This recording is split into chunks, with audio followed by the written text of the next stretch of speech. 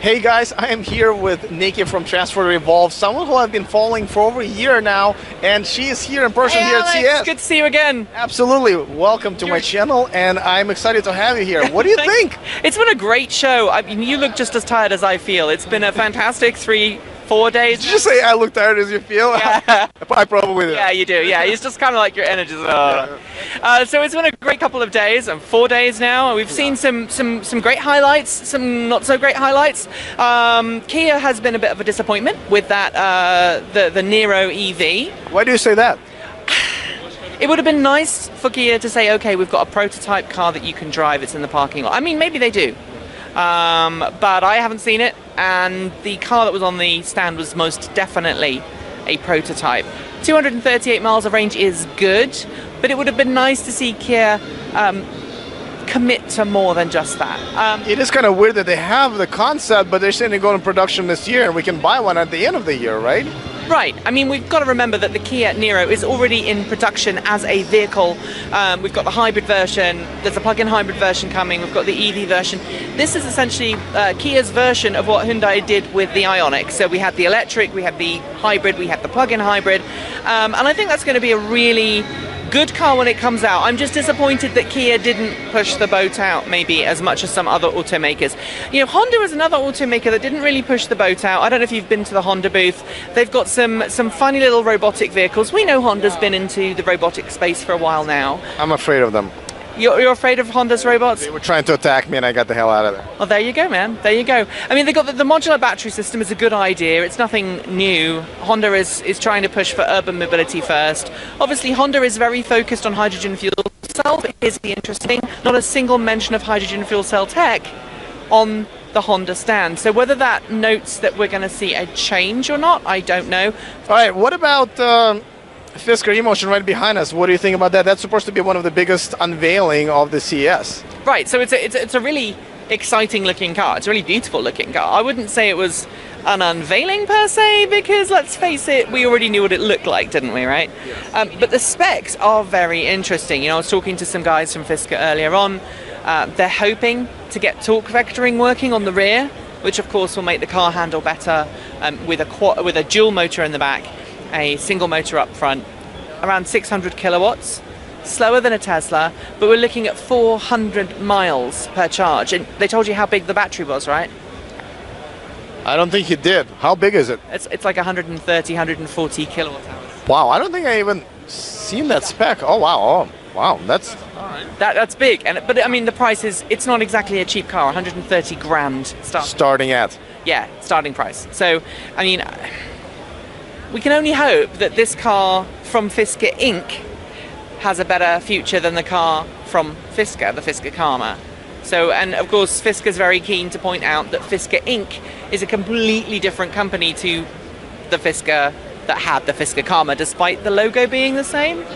Yes. Now, I have to say, I talked to Henrik earlier today, and I did ask him that question. I have to say, his answer wasn't as big of a. I have to say, it was an honest answer, Right. and you know. Me, myself, on my second YouTube channel, I kind of understand. But listen, I'd say good for him to sticking around and you know, giving it another shot. So that's what I would think. Okay. But I hope that it comes to market. But what we really need, and I'm going to be quite controversial here, what we really need is a regular electric car for regular electric car drivers. We don't need another six-figure electric car. We don't need any more six-figure electric cars. Tesla's got that market sewn up. What we really need, what we are desperate for, is a car that costs between $20,000 and $30,000, has 150 to 200 miles of charge, can accept multiple different charging protocols, and comes with some kind of easy access to charging networks. Which brings us to Nissan Leaf, which is here. Right, and you and I have both driven the new Nissan Leaf. Right, you and I have both driven the new Nissan Leaf. It's a great looking car. Under 30 grand?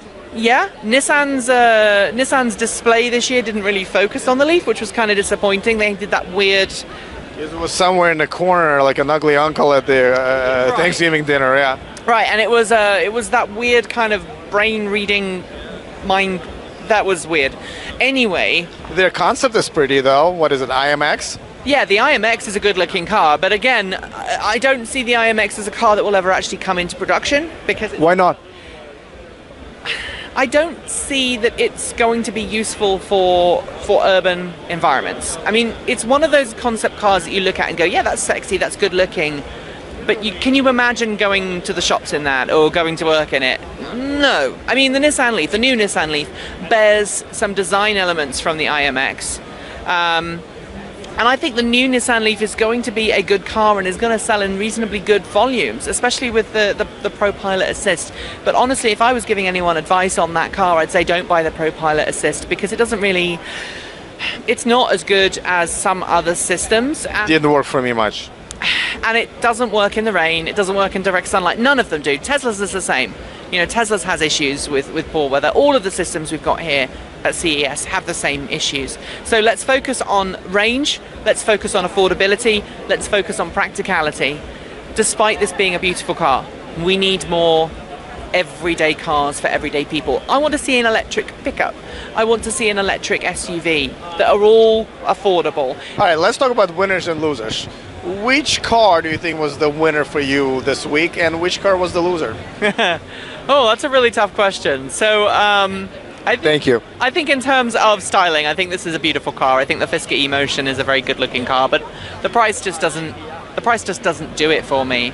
So, in terms of cars that I think are going to make it to market and look good, it's actually a fuel cell vehicle that I like the look of.